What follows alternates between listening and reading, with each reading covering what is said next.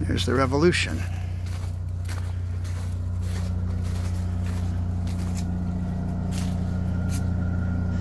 I'm about 2 meters away.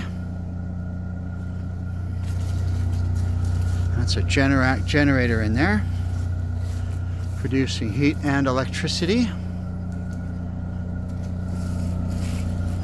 And there's the meter. Got a special meter that we're running.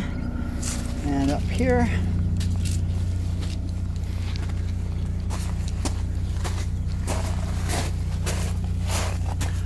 there's the net meter.